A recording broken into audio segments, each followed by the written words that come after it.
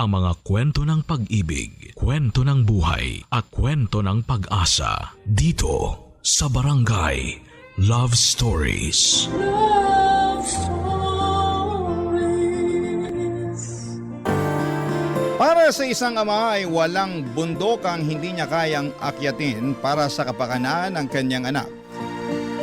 Pero minsan ay may mga bagay na sumusobra na.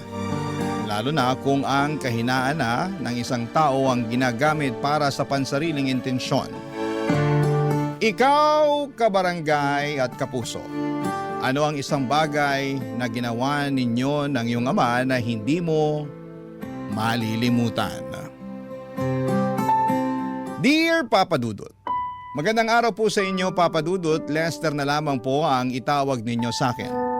37 years old na ako at isa akong collection agent o taga-kolekta ng bayad o utang ng mga kliyente namin sa isang kumpanya. Mula po ako sa isang lower middle class na pamilya.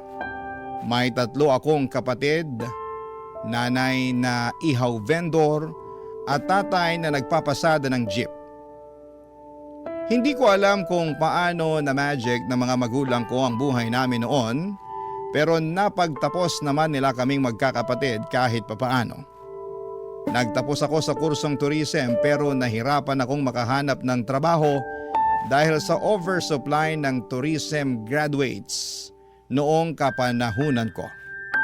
Ilang taon din akong nabakante pagkatapos kong graduate hanggang sa naisipan kong maghanap na lamang ng ibang trabaho. Nakapasok ako bilang collection agent sa isang financing company kung saan ay nagpapahulugan sila ng mga appliances at nagpapaloan ng cash. Hindi ganong klase ng buhay ang inaasahan kong mararating ko, Papa Dudut. Matayog kasi ang mga pangarap ko noong bata pa lamang ako. Kaya ako nga po sinikap na makapagtapos dahil gusto kong magkaroon ng mas maayos na buhay sa pagtanda ko. Kaso nga lang ay hindi umayon sa akin ang kapalaran. Alam niyo po noong nag-aaral pa lamang ako ay hindi naman sa pagbubuhat ng sariling bangko pero maganda ang status ko noon sa eskwelahan. Hindi ako academic achiever pero isa ako sa mga active sa school pagdating sa mga extracurricular activities. Varsity player ako sa eskwelahan namin noon at isa rin ako sa mga suki sa mga pageant. May tinatago rin naman kasi akong itsura kahit na papaano. Sa katunayan, Papa Dudut, ang turing nga sa akin noon ay campus crush. Yun ang dahilan kung bakit nabihag ko ang mailap na puso ng naging girlfriend ko na si Rina noong nasa college pa lamang kami.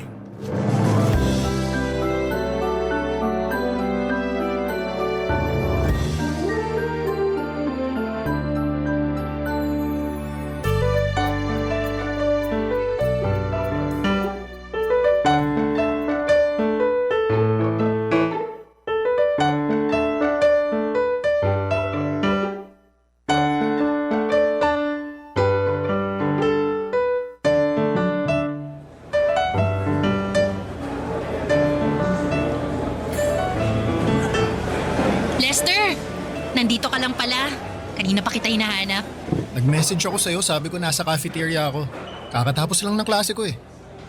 Nag-reply ka ba? Hindi ko nabasa lobat ako. Kararating mo lang dito sa school? Oo, hindi ako nakapasok sa first class ko. Nahuli ako ng gising Pinag-overtime ba naman ako sa trabaho kagabi? Kaya madaling araw na ako nakauwi. Bakit ka nag-OT? Sinesante kasi yung isa kong katrabaho. Understaffed tuloy kami. Ewan ko ba sa boss namin? Naturingang sikat na fast food yung minamanage, pero nagtitipid naman sa empleyado. Nag-breakfast ka na ba? Kumain ka muna. Di pa nga pero wag na. Haba ng pili. Magsisimula na rin maya-maya yung klase ko. Heto, kainin mo na lang tong extra rice ko. Hati na lang tayo dito sa ulam. Ayan, mas mabuti pa. Kanina pa kumakalam yung sikmura ko Nga pala, nadala mo ba yung hiniram ko sa'yo? Oo. Heto, 2,000. Salamat! Promise, ibabalik ko rin to next week kapag may sahod na ako. Saan mo ba gagamitin yan? Pambayad ko ng renta sa boarding house. Ilang araw na akong kinukulit ng landlady namin Nakakairita. Hirap talaga sa buhay kapag walang-wala ka, no? Di bale, bayaran mo na lang yan kapag may extra ka na. Gamitin mo na lang muna yung sahod mo next week sa mga kailangan mo pambayaran. Salamat ah. Buti na lang, malawak yung pangunawa mo. Hindi katulad ng iba dyan, hindi marunong umintindi. Yung prof ko, yung boss ko, pati yung landlady. Ay, nakakainis. Kapag ako talaga yumaman, nako, dead ma ako sa kanilang lahat. Kaya nga tayo nag-aaral ng mabuti para yumaman eh. Ay hindi. Ako mag-aasawa na lang ng afam para makaahon agad sa hirap. Kahit matandang mayaman pa yan, papatulan ko makalis lang ako sa impyernong buhay na to. Uy, teka. Sinasabi mo ba na hindi ako yung aasawahin mo? Bakit? Mayaman ka ba? Sabi ko naman sa'yo, gusto ko makapangasawa ng mayaman, di ba? Yung may sariling kotse, may swimming pool sa bakuran, de-air ko ng buong bahay. Kung ganun ka na, sige, aasawahin kita.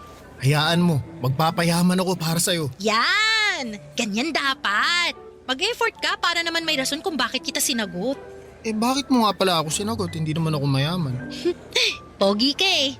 Okay na yun. At least may shota akong pogi. Ay, kakainin mo pa ba yung rice mo? Ako nauubos.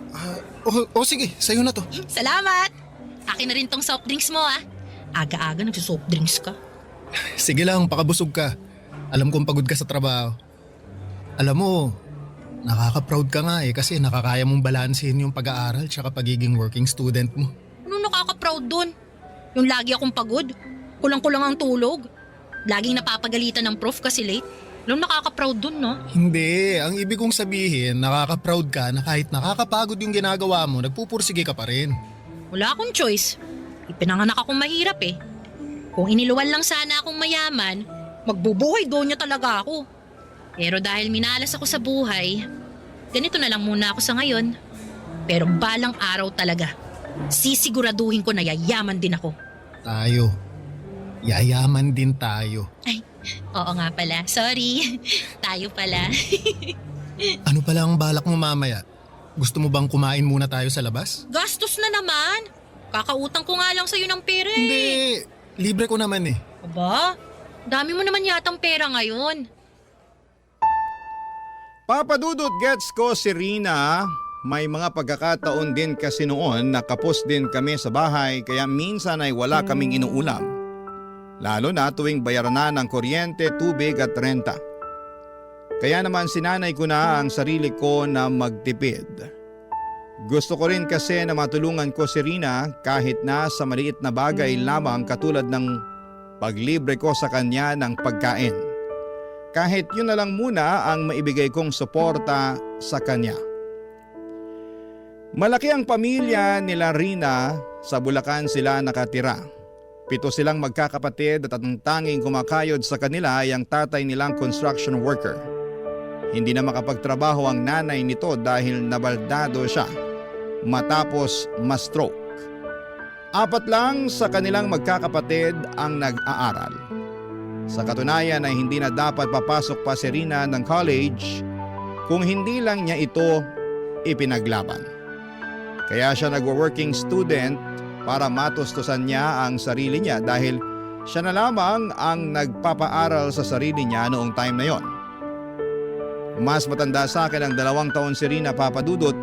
Ilang beses siyang natigil sa pag-aaral kaya pareho pa lamang kaming first year college nung nagkakilala kami. Naging magkaklase kami sa isang minor subject. Naalala ko pa unang araw noon ng klase noong nagkaroon agad kami ng surprise quiz. Late siyang dumating at walang dalang ballpen, walang dalang papel. Ako ang nag-provide noon sa kanya, Papadudot, dahil naaawa ako. Hanggang sa araw-araw na siyang tumatabi sa akin dahil ako na ang tagabigay sa kanya ng papel. Naging magkaibigan kami at kalaunan ay nagkaroon ng magandang ugnayan. Niligawan ko siya at bago natapos ang first semester ay naging kami, Papadudot. Tumagal ang relasyon namin hanggang 3rd year college. Pero bago pa man magsimula ang bagong school year, ay nagkaroon kami ng matinding problemang dalawa, Papadudot.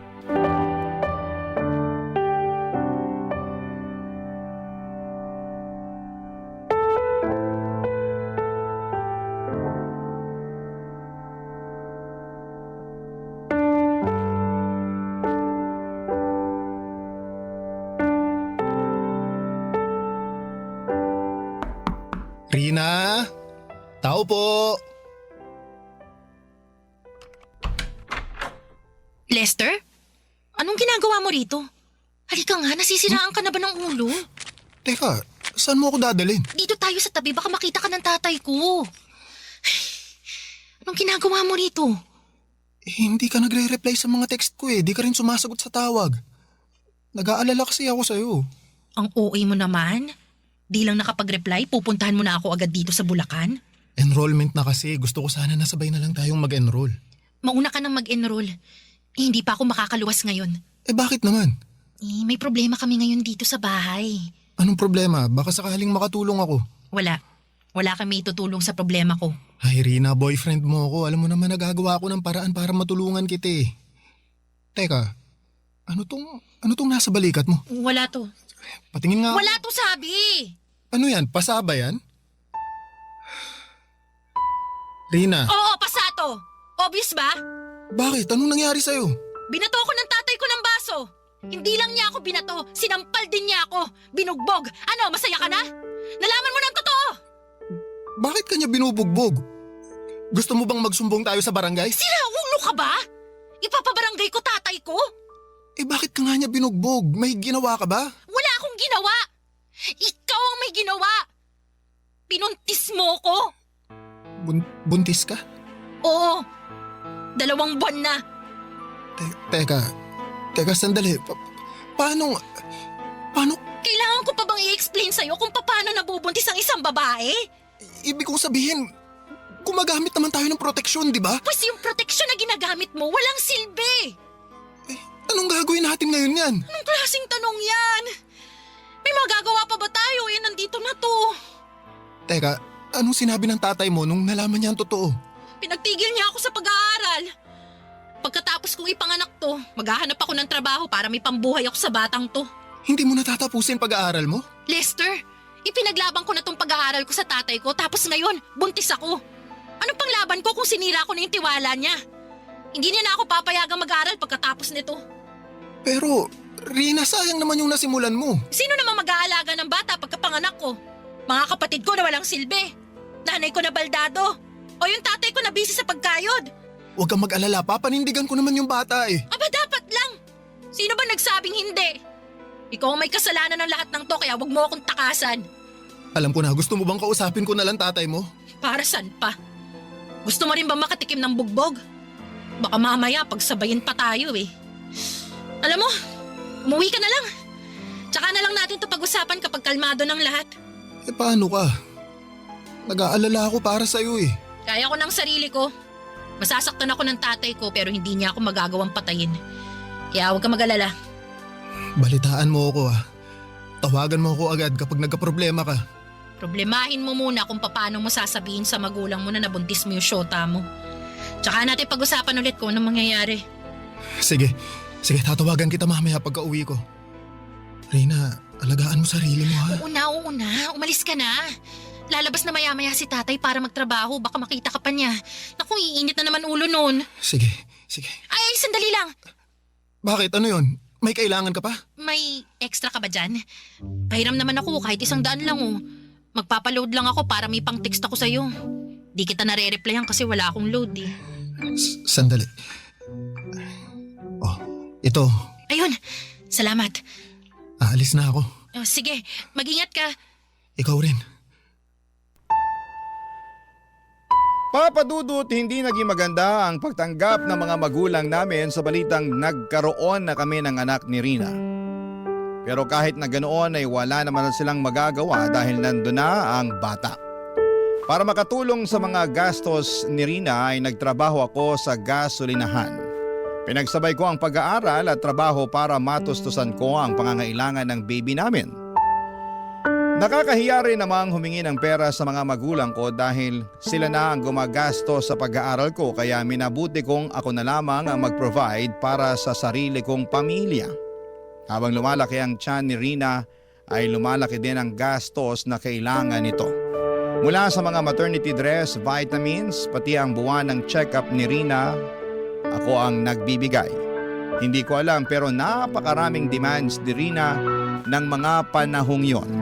Pero wala akong karapatang magreklamo dahil pareho naming pinasok ang problemang yon.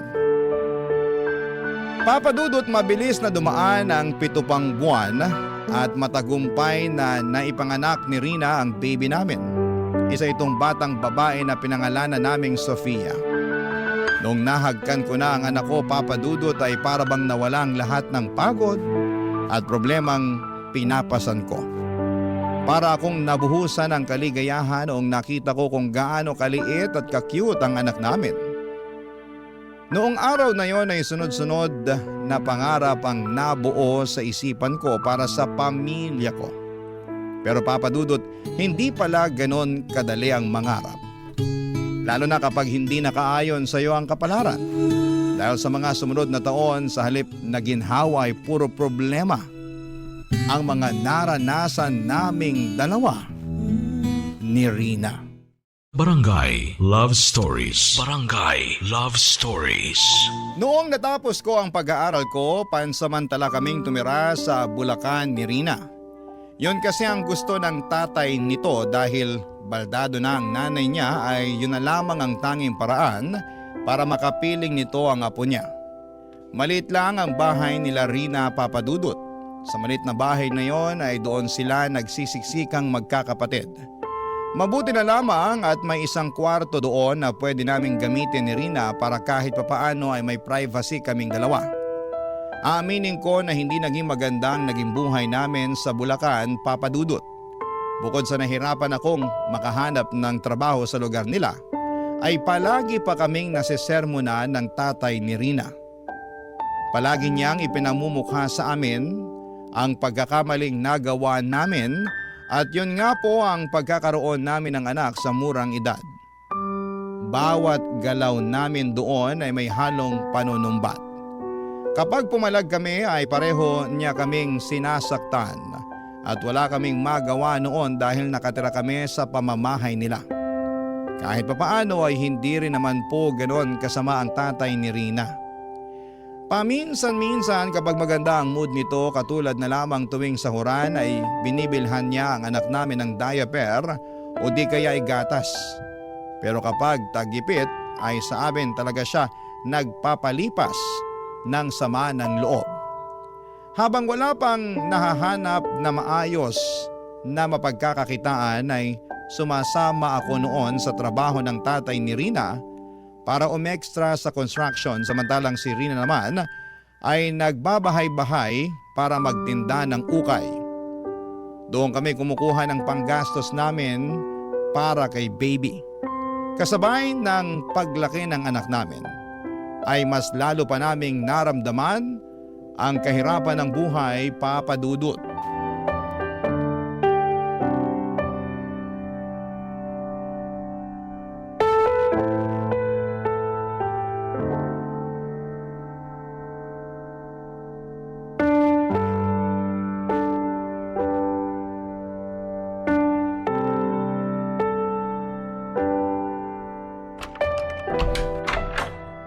Oh, Lester, ang aga mo namang umuwi ngayon. Nasaan si tatay? Nandun pa siya sa construction. Pinauwi na ako ng foreman namin, masama pakiramdam ko eh. Bakit? May sakit ka? Oo, medyo may sinat ako. Muntik na akong mahulog kanina mula sa pangalawang palapag nung nahilo ako. May sakit na nga ang anak natin. Pati ba naman ikaw magkakasakit din? Sayang naman yung kikitain mo sa construction ngayong araw. Basta ipapahinga ko lang to tapos babalik din ako agad sa site bukas. May makakain ba dyan? Wala na. Hindi naman namin alam na dito ka pala kakain eh. Bumili ka na lang ng tinapay sa labas. O sige, mamaya na lang ako kakain. I-edlip na lang muna ako rito. Nasaan pala si Sofia?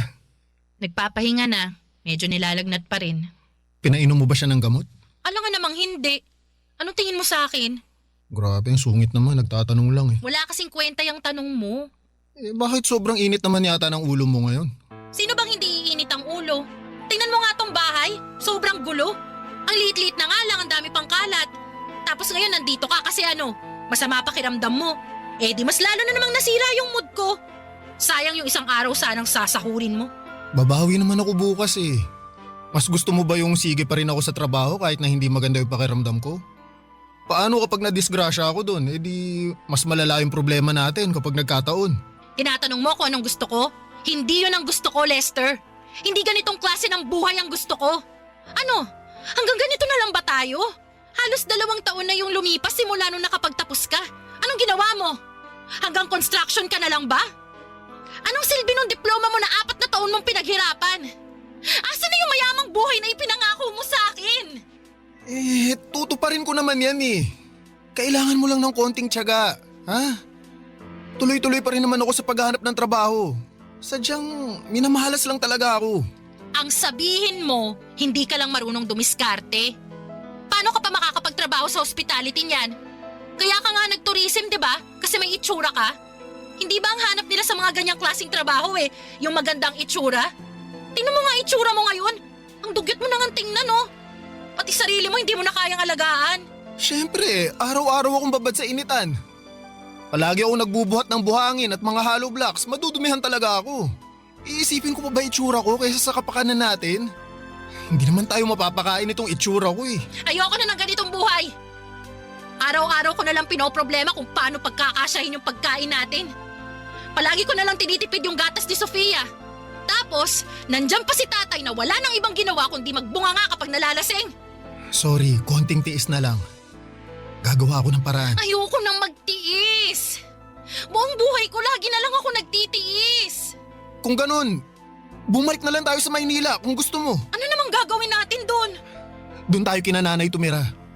Mas maganda yung oportunidad doon, mas maraming trabaho. Pati ikaw, pwede kang magharap ng trabaho kasi pwede mo nang iwan si Sofia sa mga magulang ko kung sakali. Matagal na rin kasing nare-request ni nanay na makita si Sofia eh. Baka naman mamaya, alilain ako ng mga magulang mo doon sa pamamahay nila, ha? Hindi yun mangyayari.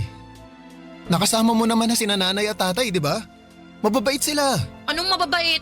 Eh hindi nga maganda yung tingin sa akin ng nanay mo nung una kami nagkita eh. Ano ka ba? Mas gusto nga ni nanay na doon na lang tayo sa kanila tumira eh. Paano kung hindi pumayag si tatay? Matatanda na tayo. Kaya naman na siguro nating magdesisyon para sa sarili natin. Sige, kakausapin ko si tatay. At kung ayaw man niya, aalis pa rin tayo. Wala na siyang magagawa sa magiging desisyon natin. Basta, siguraduhin mo lang na pagkaalis natin dito, magiging maayos na yung buhay natin, ha? Oo, pangako.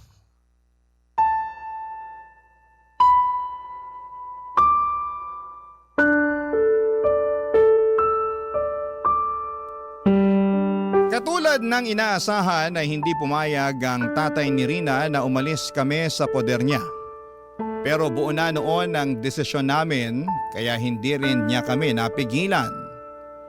Papadudot pagkabalik namin sa Maynila ay masaya kaming tinanggap ng mga magulang ko ang mga pamilya kong binuo. Sa katunayan ay inispoil nga nila ang anak namin sa mga pagkain, mga damit at laruan. Kumpara sa estado nila Rina sa Bulacan ay mas maayos ng kaunti ang naging estado namin sa Maynila. Nakahinga rin si Rina dahil sa wakas ay mas maluwag na ng kaunti ang bahay na tinutuluyan niya. Hindi niya kailangang mamroblema sa pagkain dahil sinananay na ang nagpo-provide noon para sa amin. Malaki ang naging tulong ng mga magulang ko para makapagsimula ulit kami ni Rina. Nagkaroon siya ng chance na ipagpatuloy ang pag-aaral niya. Kumuha siya ng kursong cookery sa TESDA samantalang ako naman dahil hirap pa ring makahanap ng trabaho at that time ay napilitan akong mag-apply bilang collection agent sa isang lending company para lamang makapagtrabaho. Noong natapos ni Rina ang kurso niya sa TESDA ay nakapasok siya bilang pastry cook sa isang maliit na restaurant sa amin. 3 taon din kaming nagstay sa bahay ng mga magulang ko. Noong nagkaroon kami ng sapat na ipon ay saka kami bumukod. Naging maganda naman ang buhay namin ni Rina simula noong nag-live-in kami papadudot. Sa loob ng 2 taon ay nakayanan naman naming tumayo mula sa mga sarili naming paa. Noong mga panahong yon ay ipinagbubuntis ni Rina ang pangalawa naming anak. Maselan po ang naging pagbubuntis niya Kaya naman nang lumaki na ang bata sa sinapupunan niya ay nag-resign na lamang muna siya sa trabaho, Papa Dudut. Masasabi ko na noong time na yon ay maayos na ang buhay namin, hindi man mayaman katulad ng inaasahan, ay napupunan naman namin ang mga pang-araw-araw na pangangailangan namin. Hanggang sa isang araw ay panibagong problema na naman ang dumating sa pamilya namin.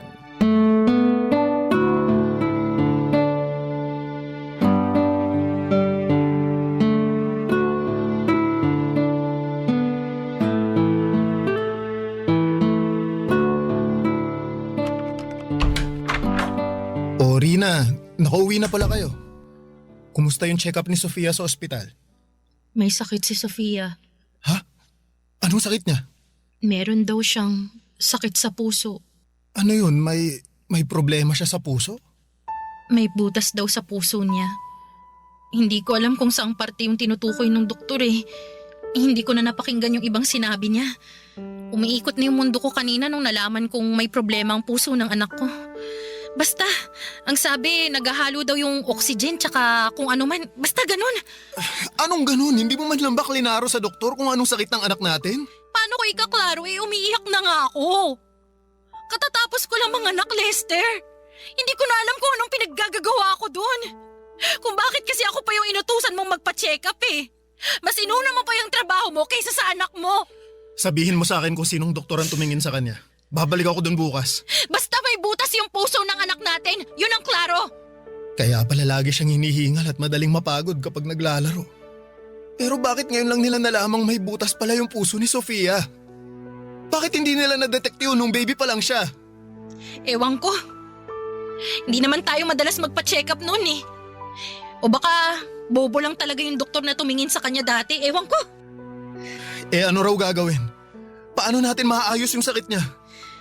Kailangan daw niya magpa-opera sa lalong madaling panahon. Eh di po opera natin siya bago pa lumala yung sakit niya. Naririnig mo ba yung sinasabi mo?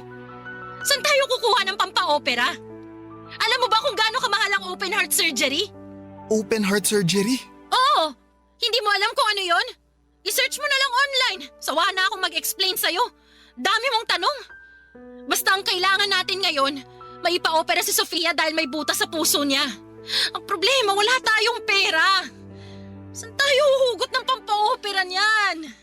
Susubukan kong humiram ng pera kay nanay at sa mga kapatid ko. Hindi lang sana ako tumigil sa trabaho. May ipon na dapat tayo ngayon eh. Tapos, sumabay pa tong pangalawang anak natin. Bakit ngayon pa nagsabay to kung kailang katatapos lang natin gumastos? Diyos ko, saan na tayo kukuha ng pera niyan? Rina, huwag kang mag-alala. Gagawa ako ng paraan. Huwag mag-alala. Kapag ba sinabi mo yung mga katagang yan, mawawala na lang yung pag-aalala ko. Gumawa ka ng paraan para hindi ako mag-alala. Susubukan kong mag-loan sa pinagtatrabahuhan ko. Lalapit din ako sa mga politiko. Baka sakaling may maibigay silang kunting tulong sa atin. Makakabuo ka ba ng kalahating milyon? Kalahating milyon? Ganun kamahal yung operasyon? Yun daw yung kailangan nating ihanda, pero depende pa sa procedure. Pwede pang tumas yung gastos. Ano ba to? Hindi na tayo nawala ng problema. Ano? Suko ka na? Ganito ba yung buhay na ibibigay mo sa amin? Kailan ko matitikman yung yaman na ipinangako mo sa akin noon? Gagawa ako ng paraan. Magtiwala ka lang sa akin. Ay naku, lagi na lang ganyan. Lahat naman ginagawa ko para sa atin eh. Hindi naman ako nagkukulang. Hindi ka nga nagkulang. Hindi ka rin naman sumapat. Ay, ang malas naman ang buhay na to. Ipinanganak ka na nga mahirap. Kung kailan pangat na, tsaka hihilahin ulit sa kahirapan. Ano bang kasalanan ko? Bakit kailangan ko mamuhay ng ganito? Wala ka namang ginawang mali eh. Malalampasan din natin to. Basta magtiwala ka lang. Pagod na akong magtiwala. Ayoko na umasa. Baka alis na nga. Rina, saan ka pupunta? Magpapahangin lang sa labas. Kailangan kong huminga. Ikaw na munang bahala dyan. Kung saan-saan ako lumapit para makahingi ng tulong, Papa Dudut. Mabuo lamang ang perang gagamitin para sa operasyon ni Sofia. Mula sa mga kamag-anak, kaibigan, politiko at mga organisasyon. Lahat sila ay nilapitan ko na. mapalad ako dahil nag-abot naman sila ng tulong kahit papaano. Nakapagbenta na rin ako ng ilang gamit, lahat ng itinatago kong yaman ay nailabas ko na. Nakapag-loan na rin ako sa iba't ibang lending companies pero kahit na anong gawin ko ay hindi ko pa rin nabubuo ang kalahating milyon na kinakailangan para sa operasyon ng anak ko. Halos mabaliw na ako noon sa kakaisip kung saan ako huhugot ng pera. Hindi ako makatulog sa gabi at hindi rin ako makapag-focus sa trabaho dahil sa mga pinagdadaanan naming problema. Araw-araw akong pinipressure ni Rina sa puntong wala na akong maisagot sa mga katanungan niya. Kung pwede lang sanang isang lako ang kaluluwa ko ay gagawin ko yon, Papa Dudut, para lamang sa anak ko. Pumasok na nga rin sa isipan ko noon ang mang-hold up ng bangko. Pero naisip ko na kapag ginawa ko yon ay baka mas lalo lamang akong karmahin sa gagawin ko. Ayoko rin naman na manggagaling sa nakaw ang pagpapagamot ko sa anak ko. Nung wala nang mahintay pa si Rina, Papa Dudut, siya na mismo ang gumawa ng paraan para masolusyonan ang problema namin. Pero Papa Dudut, hindi ako makapaniwala sa naisip nitong remedyo para lamang mabuo ang perang kinakailangan namin noon para sa anak namin. Barangay Love Stories. Barangay Love Stories. Sa buong buhay namin ni Rina bilang magpartner ay lagi ako ang gumagawa ng paraan para ma-resolve ang mga dumarating na problema sa buhay namin. Nasanay ako na ako lagi ang humaharap at nagbibigay sa mga pangangailangan namin dahil alam ko sa sarili ko na yon ang trabaho ko. Ayoko kasing isipin ni Rina na wala akong kwentang ama sa mga anak namin. Pinangakuan ko siya ng magandang buhay kaya kahit na anong mangyari ay gagawin ko ang lahat para maibigay ang pangakong yon. Pero sa pagkakataong yon ay medyo sumobra na si Rina sa ginawa niya. Isang araw pagka-uwi ko galing sa trabaho ay nagulat ako nang pakitaan ako ni Rina ng 100,000 piso. Noong tanungin ko siya kung saan niya ito nakuha ay wala siyang binanggit tungkol sa pinanggalingan nito. Basta ang sinabi niya ay down payment lamang daw yon nang hiniram niyang pera mula sa isang tao. Nang oras ding yon ay inutusan niya akong magbihis. Ang sabi niya ay kailangan ko raw magsuot ng magandang damit dahil may nahanap siyang racket para sa akin. Wala siyang binanggit kung ano ito basta ang sabi niya ay kailangan ko raw puntahan ang isang address para makuha ko ng buo ang perang hiniram niya. Nakaramdam ako ng pag-asa noong sa wakas ay nalaman kong mabubuo na namin ang pampaopera para sa anak namin. Kaya kahit walang kasiguraduhan kung saan ako pupunta ay agad akong nagbihis at nagpunta sa address na tinutukoy ni Rina. Sa isang sikat na condominium building ako dinala ng address na ibinigay ni Rina. Noong nagpakilala ako sa lobby ng naturang lugar ay agad nila akong pinapasok sa kwarto ng isang boy. Kabado man sa racket na nahanap ni Rina ay matapang kong hinarap ang taong tinutukoy niya, Papa Dudut.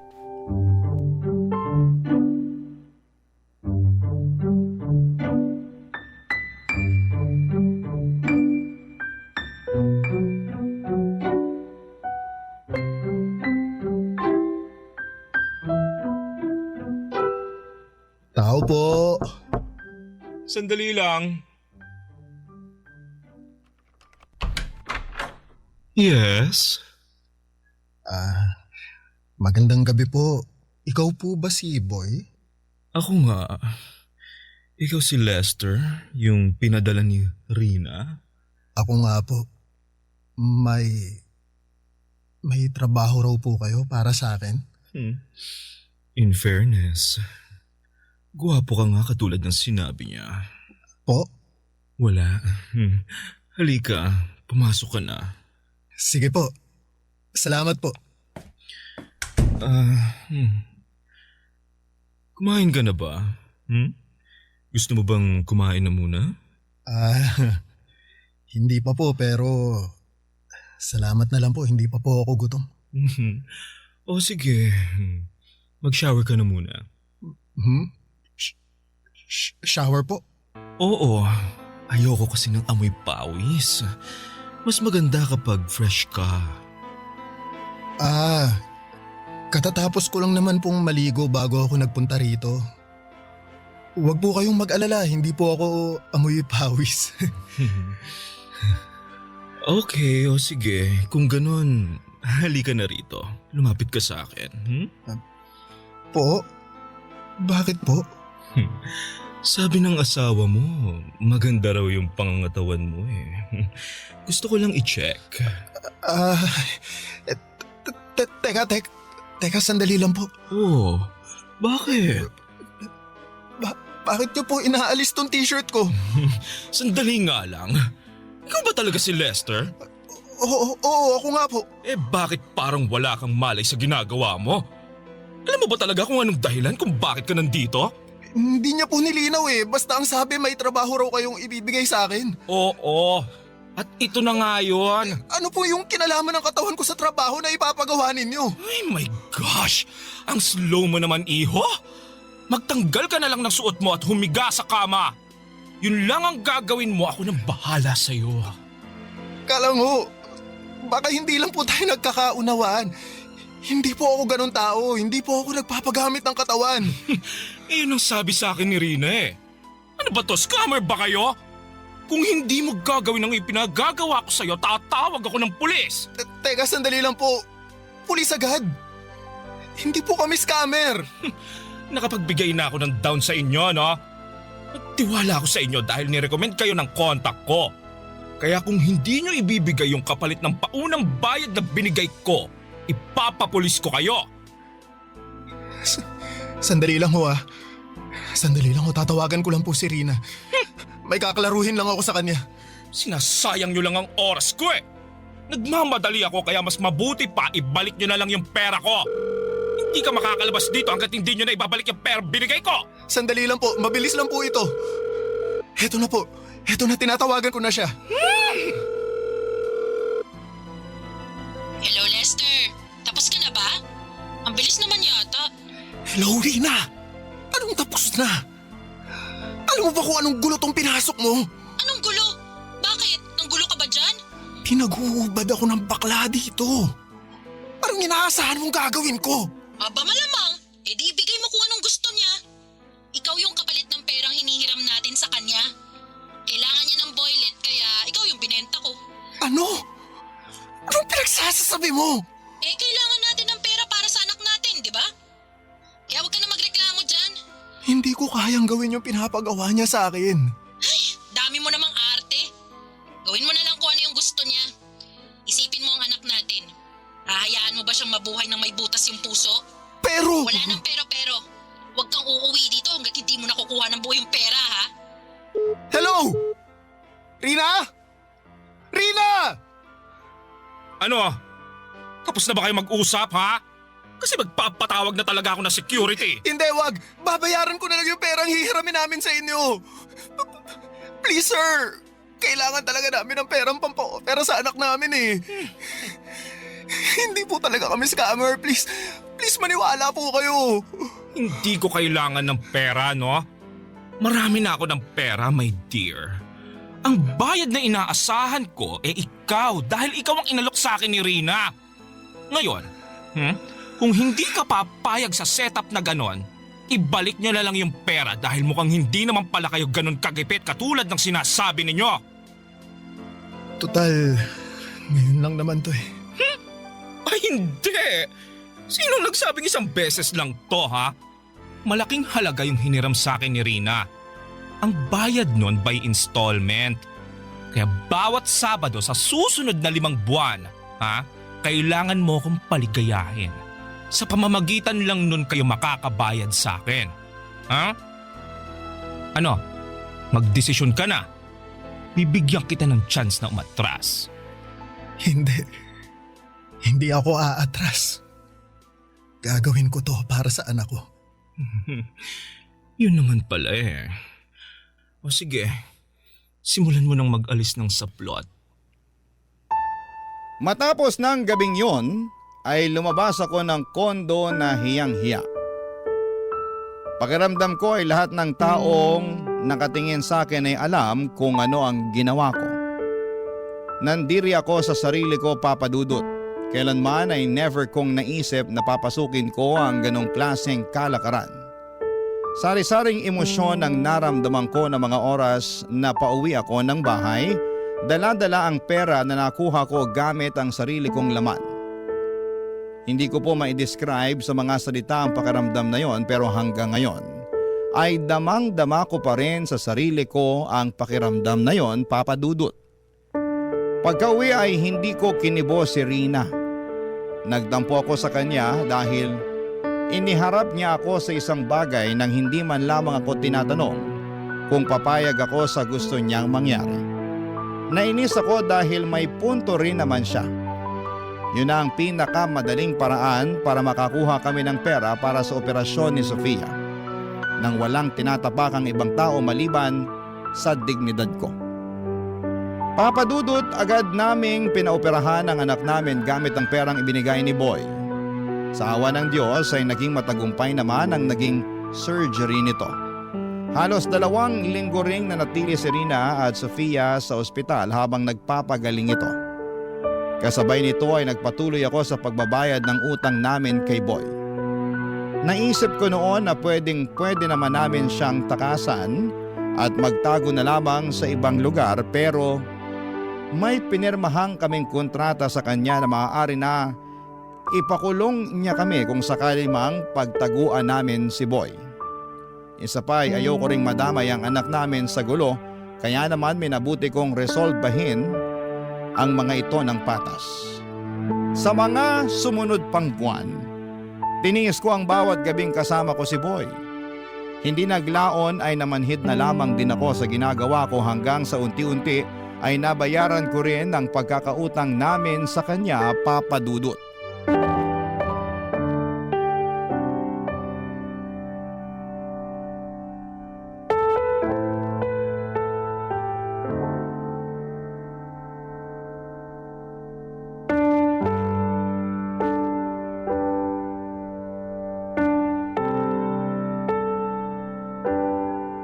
Salamat po. Salamat din sa tulong. Hindi man ganitong klase ng tulong yung inaasahan ko, salamat pa rin dahil kung hindi dahil sa inyo, hindi namin mapapa-operahan yung anak ko. Hindi mo kailangan magpasalamat. Nangangailangan ka eh. Nangangailangan din ako. Nagtulungan lang tayo. Kumusta na pala yung anak mo? Maayos na po siya. Kailangan lang ng ilang follow-up check-up para masigurong walang komplikasyon yung operasyon niya. Mabuti naman kung ganun. Alam mo, gawin na nating huli to. Po, ano pong ibig niyong sabihin? Huwag ka nang bumalik next week. Okay na yun. Bayad na kayo ni Rina. Talaga po? Salamat, sir. Pero sigurado po ba kayo na wala na kayong hahabulin pagkatapos nito? Baka mamaya. Wala ka pa rin bang tiwala sa akin hanggang ngayon? Ilang gabi na tayong nagsama. Huwag ka mag-alala, hindi kita hahabulin. Kung gusto mo, magpapagawa pa ako ng kasulatan para ma-clear na yung utang nyo. Tsaka hindi naman ako ganong klaseng tao, no? Alam kong masama ang tingin mo sa akin kasi ginamit ko yung kahinaan mo, pero wala eh. Kailangan ko ring lumigaya. Wala naman na magtatangkang pumatol sa akin. Bukod sa matanda na ako, bakla pa ako. Sinong tao naman na magmamahal sa akin maliban sa pera ko, no? Alam mo, naiinggit nga ako kay Rina eh. Sa kabila ng ginawa niya sa'yo, nagagawa mo pa rin siyang mahalin. Nilapastangan na niya yung pagkatao mo at lahat-lahat pero nananatili pa rin kayong matatag. Ganong klaseng pag-ibig yung gusto kong maranasan balang araw eh. Kaso mukhang malabo nang mangyari. Hindi ko naman po ito ginagawa dahil kay Rina eh. Dahil ito sa anak ko. Kahit gawin ko ulit tong bagay na to, matulungan ko lang yung anak ko. Gagawin ko. Uliran ka palang ama eh. Mabait kang tao, Lester. Sobrang bait mo to the point na okay lang sa'yo kahit ginagamit ka na ng ibang tao. Sayang lang kasi napunta ka sa katulad ni Rina. Deserve mong mahalin din katulad ng pagmamahal na ginagawa mo sa mga taong nakapaligid sa'yo. Hindi naman sa sinisiraan ko si Rina ha, pero base lang sa nakikita ko, parang wala naman siyang pakialam sa'yo eh. Mahal po ako ni Rina. Nagawa lang din naman niya yun dahil sa anak namin eh. Hindi. Hindi ako naniniwala doon no. Alam mo ba, gabi-gabi, pagkatapos mong magpunta dito sa kondo ko, tinatawagan ako ni Rina. Talaga po? Bakit daw? Wala lang. Kinukumusta lang niya kung naging maayos ba yung performance mo. Kung may nagawa ka bang ikagagalit ko. Sabi ko sa kanya, wala. Sobrang galing mo nga eh. Actually, mamimiss kita pero may pamilya ka na eh. Kaya hindi kita pwedeng itali. Tsaka mas gusto ko sa single para walang sabit. Pero anyway, hindi naman yun yung point ko. Kaya siya tumatawag kasi gusto niyang humiram ulit ng pera. Ha? Pera? Para saan naman? I don't know. May kailangan pa ba kayong bayaran sa ospital? Wala na po. Kaya ko nang bayaran yung mga gamot ng anak namin. Sinisimulan ko nang bayaran yung ibang mga utang ko eh. Well, yun ang sabi niya sa akin. Gusto niyang humiram ulit ng pera at syempre, ikaw ulit ang pambayad. Kaso hinindihan ko na siya eh. Bukod sa naawa na ako sa'yo, may nahanap na akong kapalit mo kaya pinapalaya na kita. Maraming salamat po, sir. You're welcome. Advice ko lang sa'yo ha, mag-isip-isip ka.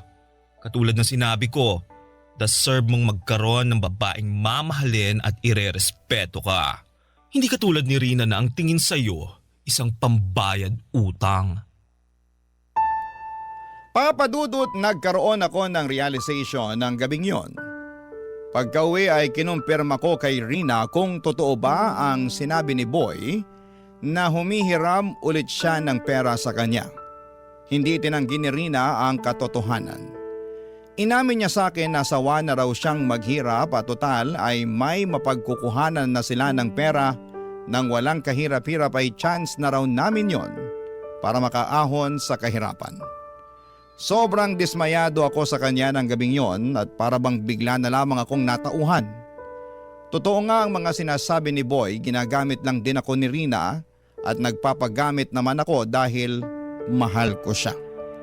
Unti-unti ay nawala rin ang pagkabulag ko kay Rina. Simula noon ay lagi ko nang nakikita ang mga hindi kagandahang ginagawa niya sa akin.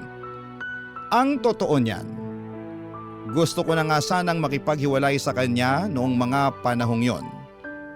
Pero iniisip ko rin kasi ang kapakanan ng mga anak ko. Papadudot, tiniis ko ang lahat ng yon sa ngalan ng pamilya namin. Para sa aming mga anak. Pero sa aming dalawa ay si Rina na po ang may ganang bumitaw. Naganap siya ng ibang tao na magagamit niya ulit. Nung nakakilala po siya ng AFAM ay dali-dali siyang sumama dito at walang pag-aalinlangan na iniwan niya kaming mag-ama. Ang totoo niyan, Papadudot, ay nakahinga ako noong iniwan kami ni Rina. Hindi man maganda para sa mga bata na nawala ng ina sa murang edad. At least, magkakaroon na ako ng chance na magsimula pong muli. Papadudot, ang mga pangyayaring ikinuwento ko sa inyo ay nangyari 8 years ago. Ngayon ay dalaga na si Sofia at 8 years old na rin ang pangalawa naming anak. 3 taon ang lumipas simula noong iniwan kami ni Rina ay nakahanap ako ng babaeng nagmahal sa akin ng buo at totoo. Nagpakasal kaming dalawa at siya na ang tumayong bagong ina nila Sofia. Ngayon ay may isa na kaming anak at masasabi kong masaya. At kontento na ako sa buhay namin sa ngayon kahit na hindi ko nakamit ang yaman na pinapangarap ko. Ito na po ang wakas ng aking kwento at masasabi ko na hindi man sa pinansyal na aspeto ay mayaman ako. sa pagmamahal. Ang inyong forever kapuso at kabarangay, Lester. Kwentuhan naman tayo dito sa comment section.